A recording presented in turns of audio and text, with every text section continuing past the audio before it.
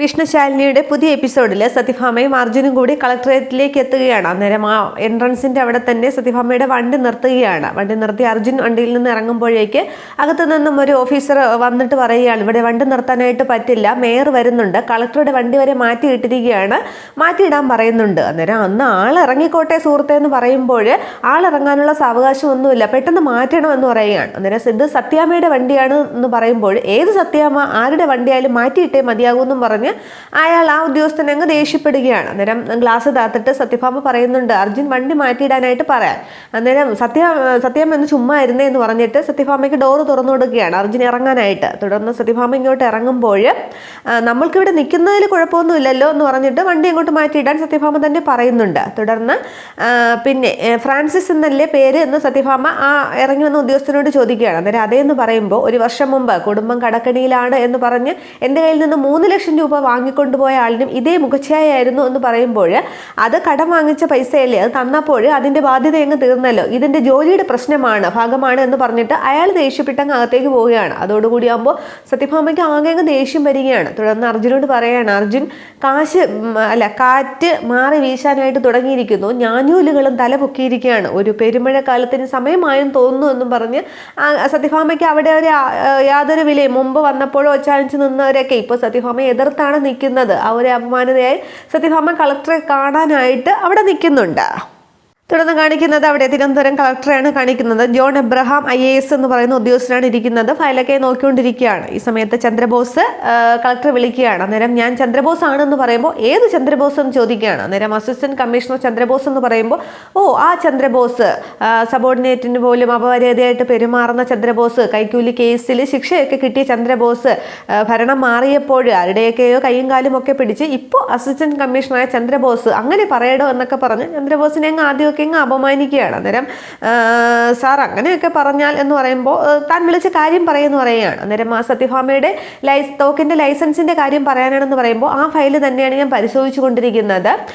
ഒരാൾക്ക് ജീവന് ഭീഷണി ഉണ്ട് എന്ന് തോന്നുമ്പോഴാണ് ചിട്ടവട്ടങ്ങളൊക്കെ നോക്കിയിട്ട് ലൈസൻസുള്ള തോക്ക് അനുവദിക്കുന്നത്.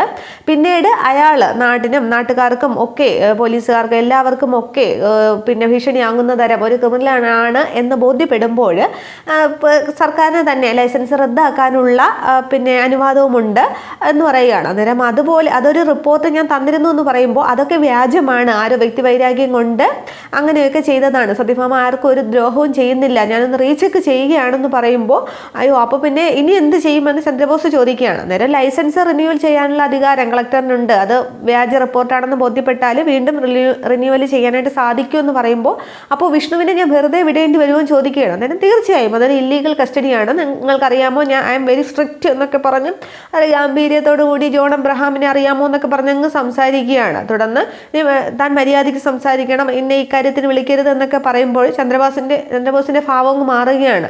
അന്നേരം പറയുകയാണ്, യഥാർത്ഥ ക്രിമിനൽ താനാണോ അതോ സത്യഭാമയാണോ എന്നൊന്നുകൂടി ആലോചിച്ച് നോക്ക് എന്നുകൂടി കളക്ടർ പറയുമ്പോൾ ചന്ദ്രബോസ് പറയുകയാണ്, ഇവരാരുമല്ല സാർ യഥാർത്ഥ ക്രിമിനലുകൾ, ആദ്യ ഭാര്യയെ കൊന്ന് കെട്ടി തൂക്കിയ ഒരു ക്രിമിനലുണ്ട്, പിന്നെ മൂത്ത മകനെ കേസിൽ പെടുത്തി എന്നൊക്കെ കുറേ കഥകൾ പറയുകയാണ്. അപ്പോൾ കളക്ടർ ഒരു നിമിഷം ഇങ്ങനെ പേടിച്ച് നിൽക്കുകയാണ്. ഇതൊക്കെ ഇങ്ങനെ ഫോണിലൂടെ വിളിച്ച് പറയാതിരി, ഞാൻ ഇതൊക്കെ സമ്മതിച്ചു തരുന്നു എന്നുള്ളതൊക്കെ എന്നല്ലേ ആളുകൾ വിചാരിക്കുമെന്ന് ഫോണാണ് റെക്കോർഡ് ചെയ്യുമെന്ന് പറയുകയാണ്. അന്നേരം ഈ കളക്ടറെ കുറിച്ചുള്ള കാര്യങ്ങളാണ്, ക്രിമിനൽ ബുദ്ധിയുള്ള കളക്ടർ തന്നെയാണ് ഈ ജോൺ എബ്രഹാമിനെ കുറിച്ചുള്ള കാര്യങ്ങളാണ് അവിടെ ചന്ദ്രബോസും പറയുന്നത്. തുടർന്ന് ഞാൻ എന്ത് വേണമെന്നാണ് താൻ പറയുന്നത് എന്നിങ്ങനെ ചന്ദ്രബോസിനോട് കളക്ടർ ചോദിക്കുകയാണ്. അന്നേരം ആ തോക്കിൻ്റെ ലൈസൻസ് ആയിട്ട് വരും, അത് അനുവദിക്കാനായിട്ട് പാടില്ല എന്ന് പറയുകയാണ്. അന്നേരം അതൊക്കെ ഞാൻ ഏറ്റു, ഈ IAS കാരനല്ലേ, ഈ കളക്ടറിൻ്റെ കസേരയിൽ ഇരിക്കുന്ന ഈ ജോൺ എബ്രഹാം അല്ലേ, ഞാനെല്ലാം ഏറ്റു, വൈകിട്ട് ക്ലബ്ബിൽ വെച്ച് കാണാമിടോ എന്ന് പറയുകയാണ്. അതിന് മുമ്പേ മാസപ്പൊടിയൊക്കെ ഞാൻ തരാറുണ്ടപ്പോൾ കൈനീട്ടി വാങ്ങാറുണ്ടല്ലോ, അപ്പോൾ ഈ സാറും കുട്ടിയും തമ്മിലുള്ള ഫോർമാലിറ്റി ഒന്നും ഇല്ലല്ലോ എന്നൊക്കെ പറഞ്ഞ് ചന്ദ്രബോസ് അങ്ങോട്ട് പറഞ്ഞു കയർക്കുമ്പോഴാണ് പിന്നെ ജോൺ എബ്രഹാമും ചന്ദ്രബോസിൻ്റെ അതേ വരുതിയിലേക്ക് വരുന്നത്. തുടർന്ന് ഫോൺ വെച്ച ശേഷം ഈ കളക്ടർ ആണെങ്കിൽ സത്യഭാമയുടെ നോക്കിക്കൊണ്ടിരുന്ന ഫയൽ, തോക്കിൻ്റെ ലൈസൻസിൻ്റെ ഫയൽ അങ്ങ് മാറ്റി അങ്ങ് മേശപ്പുറത്തേക്ക് അങ്ങ് നീക്കിയിടുകയാണ്. തുടർന്ന് സത്യഭാമയും അർജുനും കൂടി കളക്ടറെ കാണാനായിട്ട് അകത്തേക്ക് കയറുകയാണ്. അന്നേരം ഓഫീസിൽ നോക്കുമ്പോൾ ആരെയും കാണുന്നില്ല.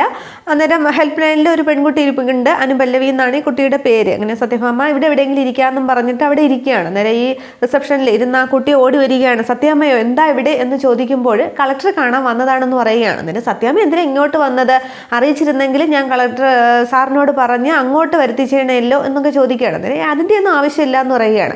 തുടർന്ന് ആരാണിപ്പോൾ കളക്ടർ എന്ന് ചോദിക്കുമ്പോൾ ജോൺ എബ്രഹാം സാറാണെന്ന് അനുപല്ലവി പറയുന്നുണ്ട്. അന്നേരം എനിക്ക് അത്ര പരിചയമില്ല, ഒന്ന് കാണണമെന്ന് പറയുകയാണ്. അന്നേരം അപ്പോയിൻമെൻറ്റ് അതൊന്നും വേണ്ട, ഞാൻ പോയി പറയാമെന്ന് പറയുകയാണ്. അന്നേരം വിസിറ്റേഴ്സ് ആരെങ്കിലും ഉണ്ടെങ്കിൽ അത് കഴിഞ്ഞിട്ട് മതി, ഞാൻ വെയിറ്റ് ചെയ്യാമെന്ന് ഇങ്ങനെ സത്യഭാമ പറയുകയാണ്. അന്നേരം അയ്യോ സത്യാമ്മയെ വെയിറ്റ് ചെയ്യിപ്പിക്കാനോ, സാർ എൻ്റെ ജോലി കളയും എന്ന് പറഞ്ഞിട്ട് അനുപല്ലവി അകത്തേക്ക് കയറി പോവുകയാണ്. അന്നേരം ഈ കുട്ടിയുടെ സംസാരവും ഇടപെടലും ഒക്കെ കണ്ടിട്ട് അർജുനും നല്ല കാര്യത്തിൽ നോക്കിക്കൊണ്ടിരിക്കുകയാണ്. തുടർന്ന് അകത്തേക്ക് അനുപല്ലവി ചെല്ലുമ്പോൾ ഈ ജോൺ എബ്രഹാം ആണെങ്കിൽ ഫോണിൽ ഇങ്ങനെ പെൺകുട്ടികളുടെ ഫോട്ടോയൊക്കെ ഇങ്ങനെ നോക്കിക്കൊണ്ടിരിക്കുകയാണ്. അന്നേരം എക്സ്ക്യൂസ് മീ എന്ന് പറഞ്ഞ് ചെല്ലുമ്പോൾ എസ് എന്ന് വിളിക്കുകയാണ്. തുടർന്ന് ഒരാൾ കാണാൻ വന്നിട്ടുണ്ടെന്ന് പറയുകയാണ്. അന്നേരം ആരാണ് ചോദിക്കുമ്പോൾ ആദ്യം പറയുന്നുണ്ട് ഉച്ചയ്ക്ക് ശേഷം ഞാൻ ആൾക്ക് അപ്പോയിൻമെൻറ്റ് കൊടുത്തിട്ടില്ലല്ലോ, പിന്നെ ആരാണ് ചോദിക്കുന്നുണ്ട്. അന്നേരം സത്യാമ്മയാണെന്ന് പറയുകയാണ്. അന്നേരം ഏത് സത്യാമ്മ എന്ന് ചോദിക്കുകയാണ്.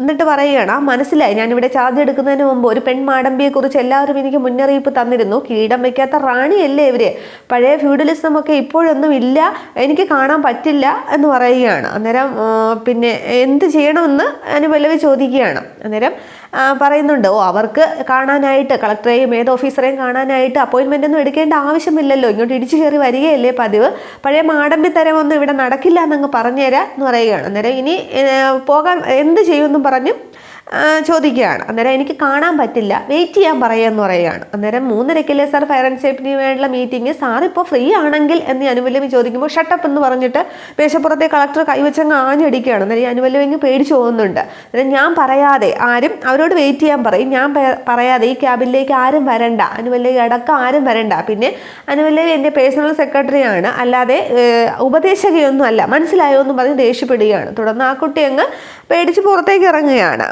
ഇതേസമയം പുറത്ത് മേയർ വരുന്നു എന്ന് പറഞ്ഞിരുന്നല്ലോ, അങ്ങനെ കുറേ ആൾക്കാരൊക്കെ മേയറെ സ്വീകരിക്കാനായിട്ട് നിൽക്കുകയാണ്. തുടർന്ന് മേയറുടെ വണ്ടി വരുന്നുണ്ട്. വണ്ടി വരുമ്പോൾ അതിലെ ഫ്രണ്ട് ഡോറിൽ നിന്നും ആദ്യം ഇറങ്ങുന്നത് ജഗദീപാണ് ഇറങ്ങുന്നത്. അന്നേരം കൂടി നിന്നവരൊക്കെ അങ്ങ് വിളിക്കുകയാണ് മേയർ കീ ജയ്, മേയർ കീ ജയ്, പൊന്നേ കരളെ, ഞങ്ങളുടെ മുത്തേ മേയർ എന്നൊക്കെ പറഞ്ഞ് ആർപ്പ് വിളിയും ഒരു ബഹളവും ഒക്കെയാണ്. തുടർന്ന് ഇറങ്ങുന്ന ജഗദീപ് കുമാർ ആണെങ്കിൽ ആകെ ഒരു വേഷപ്പകർച്ചയിലൊക്കെ വ്യത്യാസമുണ്ട്. മുണ്ടും ഷർട്ടും ആണെങ്കിലും 2-3 മാലയൊക്കെ കഴുത്തിൽ, കൈ നിറച്ച് മോതിരം, ബ്രേസ്ലെറ്റ്, തോളിലൊരു ചെയ്ത് പിന്നെ നെറ്റിയിലൊരു നീളം കുറിയൊക്കെ ഇട്ടാണ് ഈ ജഗദീപ് കുമാർ ഇറങ്ങുന്നത്. തൊഴുത് എല്ലാവരോടും ഇങ്ങനെ തൊഴുതൊക്കെ കാണിക്കുകയാണ്. തുടർന്ന് മേയർ സുസ്മിത കീ ജയ് എന്ന് വിളിക്കുകയാണ്. അന്നേരം അവിടെ മേയർ സുസ്മിതയാണ്. തുടർന്ന് ജഗദീപ് ഡോർ തുറന്നു കൊടുക്കുകയാണ്.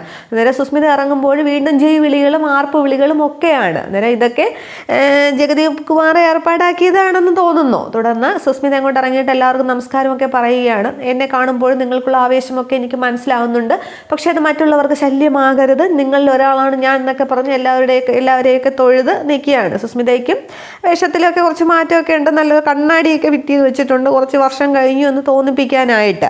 ഇതേസമയം അർജുനും സത്യഭാമയും അവിടെ വെയിറ്റ് ചെയ്ത് നിൽക്കുകയാണ്. അന്നേരം കൂടെ സത്യഭാമയാണെങ്കിൽ ഈ റിസപ്ഷനിൽ നിന്ന് ആ കുട്ടി അനുപല്ലവിയെ നോക്കുന്നുണ്ട്, പക്ഷെ അനുപല്ലവി മുഖം കൊടുക്കുന്നില്ല, തിരിഞ്ഞു നിൽക്കുകയാണ്. തുടർന്ന് അർജുൻ പറയുന്നുണ്ട് എത്ര നേരമായി നമ്മൾ വെയിറ്റ് ചെയ്യാൻ തുടങ്ങിയിട്ട്, അവിടെ വിഷ്ണു ലോക്കപ്പിലല്ലേ എന്ന് ചോദിക്കുകയാണ്. അന്നേരം എൻ്റെ മകനെ ആർക്കും ഒന്നും ചെയ്യാനായിട്ട് സാധിക്കില്ല, നമുക്ക് ഇപ്പം തന്നെ പ്രശ്നത്തിന് പരിഹാരം കാണാമെന്ന് പറയുമ്പോൾ കുറേ നേരമായല്ലോ നമ്മളിവിടെ ഇരിക്കാൻ തുടങ്ങിയിട്ട്, നമ്മൾക്ക് മുന്നേ വന്നവരും നമ്മൾക്ക് ശേഷം വന്നവരും ഒക്കെ കളക്ടറെ കണ്ടുപോയി എന്ന് പറയുകയാണ്. ആ കുട്ടി പോയി പറഞ്ഞല്ലോ എന്നിങ്ങനെ സത്യഭാമ പറയുമ്പോൾ പറഞ്ഞിട്ട് എന്താ കാര്യം, പിന്നീട് ആ കുട്ടി നമുക്ക് മുഖം പോലും തന്നിട്ടില്ലല്ലോ എന്ന് പറയുമ്പോൾ സത്യഭാമ ഒന്നുകൂടി അനുപല്ലവി നോക്കുകയാണ്. അന്നേരം അനുപല്ലവി പെട്ടെന്നങ്ങ് മുഖം വെട്ടിച്ച് കളയുകയാണ്. അന്നേരം സത്യഭാമയല്ലേ കാത്തിരിക്കുന്നത്, പിന്നെ എന്താ വരാത്തത്, സത്യാമ്മയല്ലേ എന്ന് ചോദിക്കുമ്പോൾ സത്യാമ്മയല്ല, വെറും ഒരു അമ്മയാണ് ഇപ്പോൾ, എല്ലാവരുടെയും അത്രയ്ക്ക് വലിയ ആദരവൊന്നും എനിക്കില്ല, മകനെ രാക്ഷസന്മാരുടെ പിടിയിൽ നിന്നും രക്ഷിക്കാൻ വേണ്ടി കാത്തു നിൽക്കുന്ന ഒരു അമ്മയാണ് ഞാൻ എന്ന് പറഞ്ഞ് സങ്കടത്തോടു കൂടി സത്യഭാമ സംസാരിക്കുകയാണ്. അത് കേൾക്കുമ്പോൾ അർജുനും വിഷമം തോന്നുന്നുണ്ട്. തുടർന്ന് സുസ്മിതയാണെങ്കിൽ അപ്പുറത്തുനിന്ന് അവരോടൊക്കെ സംസാരിക്കുകയാണ്. നിങ്ങൾക്ക് എന്നോടുള്ള സ്നേഹമൊക്കെ മനസ്സിലാക്കുന്നുണ്ട്, നിങ്ങളുടെ വിനീത ദാസിയാണ് ഞാൻ, എല്ലാവരുടെയും അടുത്ത് എത്തിപ്പെടാനായിട്ട് എനിക്ക് സാധിക്കുന്നില്ല എന്നൊക്കെ നിങ്ങളിൽ ഒരാളാണ് ഞാൻ എന്നൊക്കെ പറയുമ്പോൾ ആ കൂടി നിന്നവരിൽ ഒരാൾ പറയുന്നുണ്ട്, ഈ സുസ്മിത മാഡം മേയർ ഞങ്ങളുടെ ദൈവമാണ്, എൻ്റെ കുഞ്ഞിനെ വണ്ടി ഇടിച്ച് ഓടയിൽ കിടന്നപ്പോൾ ഇവിടെ സഹായിക്കാനായിട്ട് രക്തം കൊടുക്കാനായിട്ട് ഒരു പട്ടിയും ഉണ്ടായിരുന്നില്ല, എൻ്റെ തോമാച്ച മാത്രമേ ഉണ്ടായിരുന്നുള്ളൂ എന്ന് പറയുകയാണ്. അന്നേരം ജഗദീപ് ഇങ്ങനെ നോക്കിയാണ്, കൊടുത്ത ഡയലോഗ് പോലും തെറ്റിച്ചു എന്നങ്ങ് പറയുകയാണ്. പക്ഷേ സുസ്മിത മനസ്സിലാവാത്ത രീതിയിൽ അങ്ങ് നിൽക്കുകയാണ്. എന്ന് വെച്ചാൽ ജഗദീപ് ഏർപ്പാടാക്കിയ ആളുകൾ തന്നെയാണ് സുസ്മിത അവിടെ ജയ് വിളിക്കുന്നതും പ്രശംസിക്കുന്നതും ഒക്കെ. തുടർന്ന് സുസ്മിത പറയുകയാണ്, മനസ്സിലാവുന്നുണ്ട് ഈ കൂട്ടത്തിൽ ഞാൻ അകമഴിഞ്ഞ് സഹായിച്ചവരൊക്കെ ഉണ്ട്. വെള്ളപ്പൊക്കത്തിൽ വീട് നഷ്ടപ്പെട്ടവർക്ക് കൂര വെച്ച് കൊടുത്തതും പിന്നെ ഒരുപാട് കുരുന്നുകളുടെ ശസ്ത്രക്രിയ നടത്തിയ അച്ഛനമ്മമാരും ഒക്കെ ഉണ്ട്. എല്ലായിടത്തും എനിക്ക് എത്തപ്പെടാനായിട്ട് സാധിക്കുന്നില്ല. നിങ്ങൾക്കറിയാമോ, മേയർ എന്നുള്ള രീതിയിൽ ഞാൻ ശമ്പളം പോലും വാങ്ങുന്നില്ല എന്ന് പറയുമ്പോൾ ജഗദീപ് ഇങ്ങനെ സുസ്മിതയെ അടിമുടി നോക്കുകയാണ്. തുടർന്ന് എൻ്റെ കിഡ്നി പോലും ഞാൻ സാധുജന പരിപാലനത്തിനായിട്ട് മാറ്റി വച്ചിരിക്കുകയാണ് എന്ന് പറഞ്ഞ് സുസ്മിതയെ കരയുന്നതൊക്കെ കാണിക്കുകയാണ്. തുടർന്ന് ജയ് വിളിയടാ എന്നൊക്കെ പറയുകയാണ് അവരോട് ജഗദീപ്. തുടർന്ന് അവർ സുസ്മിത മേയർ കീ എന്ന് വിളിക്കുന്നുണ്ട്. ജഗദീപ് ഫിസിലടിക്കാനൊക്കെ ശ്രമിക്കുകയാണ്, അന്നേരം ശബ്ദം വരുന്നില്ല. തുടർന്ന് സുസ്മിത ഇങ്ങനെ കരയുന്ന പോലെയൊക്കെ കാണിക്കുകയാണ്. തുടർന്ന് പിന്നെ ജഗദീപ് പറയാണ് മേയർ വളരെ സങ്കടത്തിലാണെന്ന്. അന്നേരം എന്താ കിഡ്നി കൊടുക്കുന്നതിലാണോ എന്നിങ്ങനെ ഒരാൾ ചോദിക്കുകയാണ്. അന്നേരം അതൊന്നുമല്ല, 2 കിഡ്നി അല്ലേ ഉള്ളൂ, അപ്പോൾ ഒന്നല്ലേ കൊടുക്കാൻ പറ്റുള്ളൂ. 3 എണ്ണം ഉണ്ടായിരുന്നെങ്കിൽ 2 എണ്ണം കൊടുത്തിട്ട് 2 എണ്ണം സാധുജല പരിപാലനത്തിന് കൊടുത്തിട്ട് 1 എണ്ണം കൊണ്ട് നടക്കാമായിരുന്നല്ലോ. അപ്പോൾ മേയർക്ക് കൂടുതൽ കിഡ്നി ഉണ്ടാവാനും കൂടുതൽ സാധുജന പരിപാലന സംഘടനയ്ക്ക് സഹായിക്കാനും ഒക്കെ നിങ്ങൾ അകമഴിഞ്ഞ് സഹായിക്കണം, കൈയടിക്കണം എന്നൊക്കെ പറഞ്ഞ് അവരെ കൊണ്ട് കൈയടിപ്പിക്കുകയും ജയ് വിളിപ്പിക്കുകയും ഒക്കെ ചെയ്യുകയാണ്. തുടർന്ന് സുസ്മിത എല്ലാം നിരീക്ഷിച്ചുകൊണ്ട് നിന്നിട്ട് ഒന്നിങ്ങോട്ട് വന്നേന്നും പറഞ്ഞ് ജഗദീപിനെ കുറച്ചപ്പുറത്തേക്ക് മാറ്റി വിളിക്കുകയാണ്. ഓവറാക്കല്ലേടാ പട്ടിന്ന് ഇങ്ങനെ ദേഷ്യത്തോടു കൂടി സുസ്മിത ജഗദീപിനോട് പറയുകയാണ്. അന്നേരം പിന്നെ അത്രയ്ക്ക് കിഡ്നിയുടെ കാര്യത്തിലുള്ള ആ കണക്കൊന്നും മനസ്സിലാക്കാനുള്ളവരൊന്നും ഈ കൂട്ടത്തിൽ ഇല്ല എന്ന് പറയുകയാണ്. തുടർന്ന് സുസ്മിത വീണ്ടും സംസാരിക്കാൻ തുടങ്ങുകയാണ്. എൻ്റെ ഇത്ര ദീനാനുകമ്പയും സഹതാവും എനിക്ക് ഇത്രയും ഒക്കെ ഉണ്ടാക്കിയത് എൻ്റെ ഭൂതകാലമാണ് എന്നൊക്കെ പറഞ്ഞു തുടങ്ങുമ്പോൾ നീ ഒന്നും മിണ്ടാതിരുന്നേ, ഇതൊന്നും കേൾക്കാനായിട്ട് ഇവിടെ മീഡിയക്കാരൊന്നും വന്നിട്ടില്ല എന്ന് പറയുകയാണ്. അന്നേരം മീഡിയക്കാർ വന്നിട്ടില്ലേ, മേക്കപ്പ് ഇല്ലെങ്കിലും മീഡിയ ഇല്ലാതെ ഞാൻ പുറത്തേക്ക് ഇറങ്ങില്ല എന്ന് ഞാൻ പറഞ്ഞിട്ടില്ലേ ജഗദീപിനോട് എന്ന് ചോദിക്കുകയാണ്. അന്നേരം ഏതോ സ്കൂളിൽ തീപിടുത്തമുണ്ടായി, കുറേ കുട്ടികൾക്ക് പൊള്ളലേറ്റു, ചത്തു എന്നൊക്കെയാണ് പറയുന്നതെന്ന് പറയുകയാണ്. അന്നേരം ആ കുട്ടികളൊക്കെ ചത്താ എനിക്കെന്താ, അതിലും വലുതല്ലേ മേയർ വരുന്നതെന്ന് ചോദിക്കുകയാണ്. അന്നേരം ഈ നിൽക്കുന്നത് മുഴുവൻ നമ്മുടെ ആൾക്കാരാണ്, മണിക്കൂറിന് 500 രൂപയാണ് വില. നീ നിന്റെ ദീനാനുകമ്പയും ഭൂതകാലവും ഒക്കെ അങ്ങോട്ട് വിളമ്പിയാൽ അവന്മാർ അഡീഷണൽ ചാർജ് ചോദിക്കുമെന്ന് പറയുകയാണ്. അന്നേരം മണിക്കൂറിന് 500 രൂപയോ അതിലും കുറഞ്ഞ ചാർജിന് അന്യസംസ്ഥാന തൊഴിലാളികളെ ഒന്നും കിട്ടിയില്ലേന്ന് ചോദിക്കുകയാണ്. അന്നേരം ബെസ്റ്റ്, അവർക്കാണെങ്കിൽ ആളിനെ കിട്ടും, പക്ഷെ അവർക്കാണെങ്കിൽ സാ വരില്ല എന്ന് പറയുകയാണ്. അന്നേരം സായോ എന്നിങ്ങനെ സുസ്മിത ചോദിക്കുകയാണ്. അതെ, സുസ്മിതയുടെ സാ അവർ പറയുമ്പോൾ സുഷ്മിത എന്നായിപ്പോൾ അത് മതിയാന്ന് ചോദിക്കുകയാണ്. അന്നേരം അത് വേണ്ട, കാശത്തി കൂടിയാലും ഇവർ തന്നെ മതി, വാ നമുക്ക് അകത്തേക്ക് കയറാമെന്ന് പറയുകയാണ്. തുടർന്ന് സുസ്മിതയും ജഗദീപും കൂടി അവരുടെ അടുത്തേക്ക് വരികയാണ്. ജയ് വിളി എന്നിങ്ങനെ അവർ ജഗദീപ് പറയുന്ന അനുസരിച്ച് അവർ വിളിക്കുകയാണ്. തുടർന്ന് അവർ അകത്തേക്ക് കയറുകയാണ് കളക്ടർ ഓഫീസിലേക്ക്. അങ്ങനെ അകത്തേക്ക് കയറുമ്പോൾ സുസ്മിത ഇങ്ങനെ നടന്നു വരുമ്പോൾ സത്യഭാമ അവിടെ ഇരിക്കുന്ന കാണുകയാണ്. അതൊന്ന് സത്യഭാമ സുസ്മിതയെ കണ്ടിങ്ങനെ അന്തം വിട്ട് നോക്കുന്നുണ്ട്. സുസ്മിതയും അതേപോലെ നോക്കിയോണ്ട് നിൽക്കുകയാണ്. ഇത്രയും ആകുമ്പോൾ എപ്പിസോഡ് അവസാനിക്കുന്നുണ്ട്. അപ്പോൾ എന്തായാലും കളക്ടറെ കാണാനായിട്ട് സത്യഭാമയ്ക്ക് സാധിക്കില്ല. കളക്ടർ സത്യഭാമയുടെ മുന്നിൽ കൂടി തന്നെ ഇറങ്ങി പോവുക തന്നെ ചെയ്യും, മേയർ കയറി കാണുക തന്നെ ചെയ്യും. അപ്പോൾ ഇനി കളക്ടറെ കാണാതെ സത്യഭാമ അങ്ങ് തിരിച്ചു പോകും. ഇനി കളക്ടറായിട്ട് ചാർജ് എടുക്കാനായിട്ട് വരുന്നത് ശാലിനിയാണ്. അപ്പോൾ ബാക്കി വിശേഷങ്ങളൊക്കെ കാണാം. Okay, thank you.